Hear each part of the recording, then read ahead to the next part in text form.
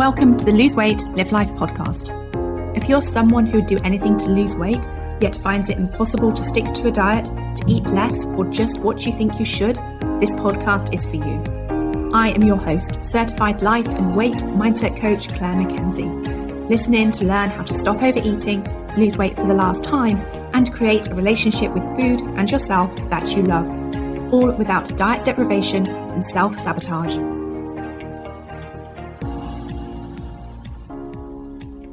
Hi everyone, and welcome to this podcast episode number 137. Thank you for being here and listening. Today I want to talk to you about going without. Now, the phrase going without was commonly used during the wartime years of rationing in the UK, particularly during World War II, when people had to make do with limited supplies and they often had to go without certain items that were in short supply, including food. People had to sacrifice and adapt to a new way of life where they couldn't always get everything they wanted or needed, and they had to find creative ways to stretch their ration resources and make the most of what was available. But now, today, in the 2020s, making a mass generalisation, but we are generally not in the practice of going without. In fact, we've evolved over the past 80 years a greater sense of entitlement, and instant gratification is becoming the norm. And yes, I know I'm making some generalizations here, and there will be many who are finding themselves going without, whether it's because of the current economic situation or because of a chronic illness. But this podcast is for those of you who rarely go without when it comes to your food choices. And if you're finding yourself going without in certain areas of life because of the current economic challenges you're facing or for other reasons, chances are you could be compensating by not going without when it comes to your food choices. Because often, the cheapest foods, biscuits and sweets for example, are used to compensate for pleasure and joy in our lives or provide comfort when life is tough. In our modern society, it seems we're getting into the habit of expecting instant gratification, and this really isn't useful as it relates to us having a healthy relationship with food. Now, gratification is the feeling of satisfaction, pleasure, or contentment experienced when our desires, wants, or needs are fulfilled. And it can be both physical and emotional. And whilst the tendency to seek instant gratification has been a part of human behaviour for centuries, there are several factors that may make it appear as though we are seeking it more and more in contemporary society. Now, the rapid advancement of technology, particularly in the form of our smartphones and the internet, has certainly made it easier than ever to access information, entertainment, and products instantly. And this convenience conditions us to expect things immediately, more and more. Also, consider that social media platforms, along with the constant stream of notifications from all of our various apps, are also providing immediate reward in the form of likes and comments and messages. And this instant feedback can create a dopamine feedback loop, which normalizes short-term reward and validation. I also think social media is contributing to an ever-growing fear of missing out, and the fear of missing out on experiences, ownership, and opportunities is also compelling us again to seek instant gratification as a way to participate in the moment and avoid feeling left out. And by the way, if you want to know more about how the fear of missing out is hindering you having the relationship with food that you want, then check out podcast episode number 56 called Food FOMO. Now, our consumer culture and marketing strategies often promote the idea of buy now, pay later, or offer quick and easy access to products and services through online shopping, fast food, and on-demand services. The buy now, pay later could also be considered when we're eating foods that are unhealthy or hindering us having the weight loss results that we want. We're getting them now, but we're certainly paying for it later. Also consider that high levels of stress and anxiety in modern society are leading us again to seek immediate relief and comfort through activities including eating and overeating, binge watching television, and online shopping. So why is all this happening? Well, let's explore what's going on in our bodies when we experience gratification. So, feelings of gratification are associated with the release of certain neurotransmitters and chemicals in the brain. When we eat food that tastes delicious or we have a comforting meal, several neurotransmitters and chemicals are released in the brain to create feelings of pleasure and satisfaction, including dopamine, which we've spoken about quite a number of times before on the podcast. But if you want to specifically find out more about dopamine in your brain and food, check out podcast episode number 135, just a couple of weeks ago, called Brain Science for Weight Loss. Now, dopamine is a central player in the brain's reward system and is released when we consume tasty and comforting food. The brain associates pleasurable tastes with a dopamine release, reinforcing the desire to eat and enjoy certain foods. And by eating foods we find delicious or comforting, we trigger the release of other chemicals as well, including endorphins, which are natural painkillers, and mood enhancers. How many of you turn to food to feel better when you've got some mild physical pain, like a headache, for example? Also, serotonin, known for its role in mood regulation, is also influenced by the foods we eat. So especially those foods that are rich in carbohydrates will temporarily increase serotonin levels and lead us to a sense of contentment and well-being. Also, when we're eating in social settings where we feel relaxed, such as when we're eating with close friends and family members, we also find that oxytocin is released due to the emotional connection and bonding that often occurs during those shared meals. And oxytocin is another feel-good chemical, a feel-good neurotransmitter. The release of these chemicals when we eat serves as a natural mechanism to encourage nourishment and consumption of essential nutrients, or at least it did thousands of years ago, and it does for animals in the wild. But it also reinforces the connection between food and gratification. So is it any wonder that we've become a society of overconsumption and instant gratification in our relationship with food when you consider everything that is going on here? So what's the alternative? How do we embrace and adopt a practice of going without and delayed gratification? And why does it feel so difficult to practice those things when it's the path to us having the weight we want and optimal health? And sometimes it feels like we would do anything to get that in our lives. Now, of course, scientists have been studying this for decades.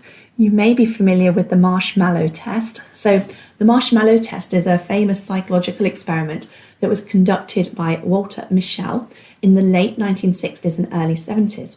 And this test was designed to study the concept of delayed gratification in children. Now, in this psychological experiment, children were given the choice between eating one marshmallow immediately or waiting 15 minutes to receive 2 marshmallows. And about 30% of the children who participated in the original study were able to wait for the second marshmallow, even though they knew they only had the 15 minutes to wait. So that is 70% of those children weren't able to wait. So we already talked about the feel-good chemicals we experience when we get gratification from food. But what's behind the compelling feeling, the urge that drives us to avoid going without? So that strong feeling is often referred to as impulsivity, a strong and often irresistible urge to satisfy immediate desires, needs, or cravings without considering the long-term consequences. And several factors contribute to this feeling. Now, our brains are wired to seek reward and pleasure.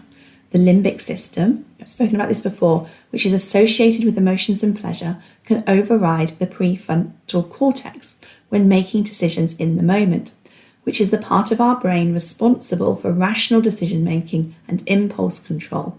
Hence, when we make decisions in the moment, we often find we have that impulsive behaviour.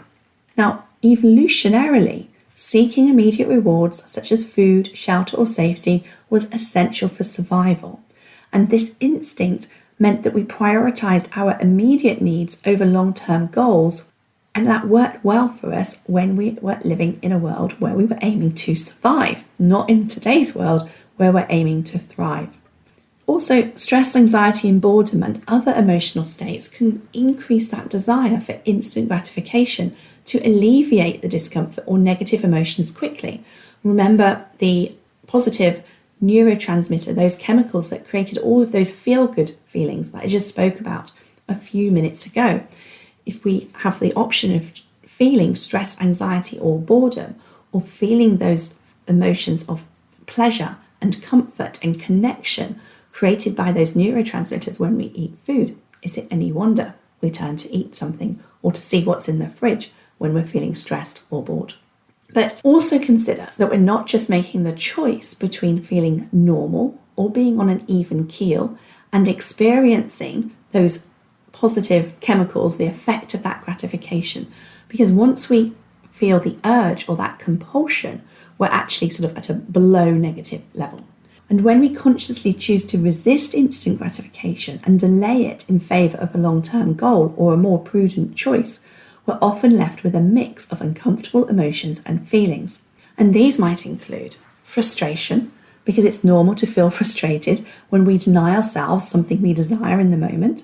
We might also feel anxiety, which can arise from uncertainty when we're not sure if we will get the thing that we want or when we will get the thing that we want. And we create this anxiety for ourselves when we tell ourselves we can't have something or we're not allowed it, or we tell ourselves that it is a bad choice or make ourselves wrong for wanting it. So if we tell ourselves, for example, we can't have the glass of wine, instead of saying we're not having it tonight, but we'll have it on the weekend, our brains will worry that we're missing out, and they're worried that the sacrifice won't be worth it. What if we don't get the result we want? But on the flip side, as we start to practice the decision to go without and to delay gratification more frequently, we will notice that we start to feel positive emotion more and more. Now, delaying gratification can bring you a sense of pride and satisfaction, feelings of hope and anticipation for what's to come, and a sense of empowerment from you feeling more in control of your choices and behaviours.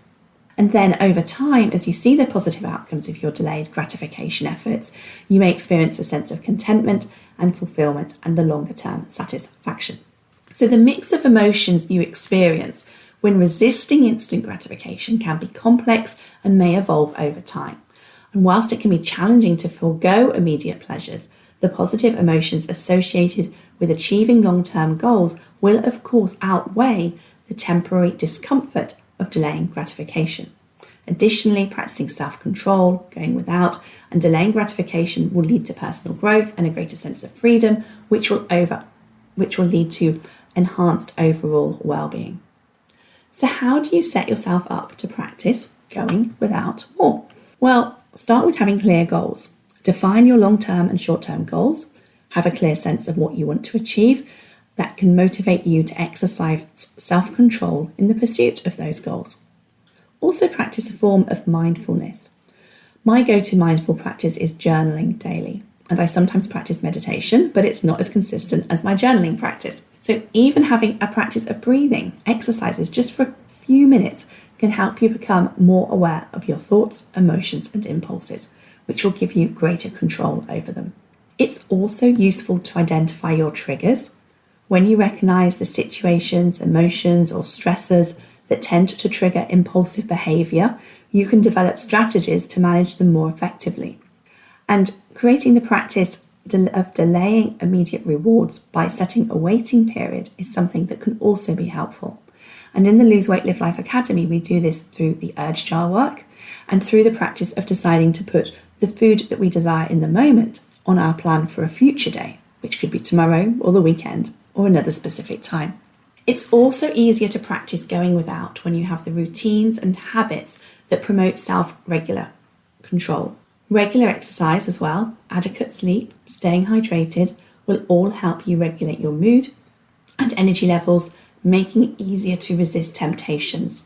And it's important to surround yourself with people who will support your goals and values, and avoid situations and people that consistently undermine your self-control efforts. And finally, there are another two that I believe that are really important that are often not considered or forgotten. And now the first is learning from your setbacks with compassion and curiosity, and seeing your setbacks as opportunities to learn and improve your self-control strategies. This is something that you learn how to do in the academy through the discovery process. And then the second thing is to reward yourself to create that positive reinforcement. And this doesn't need to be a physical reward. It doesn't need to be a thing that you buy yourself. It can be in the form of some kind words or a self-hug. Now, you've also got to remember that developing a practice of self-control, going without, and delayed gratification is a gradual process. Setbacks are normal. When you're patient with yourself and keep practicing consistently, you will, over time, create the results you ultimately want. Now, I hope you enjoyed this podcast episode. If you want help and support in any of these areas, the Lose Weight Live Life Academy is currently closed for enrolment, but do come and join our free Facebook community. Go to www.facebook.com/groups/Lose Weight Live Life. And if you're looking for private coaching, I have a couple of slots opening up in November. Email me at support@weightwhispering.com. Thanks for listening, and I'll see you next week.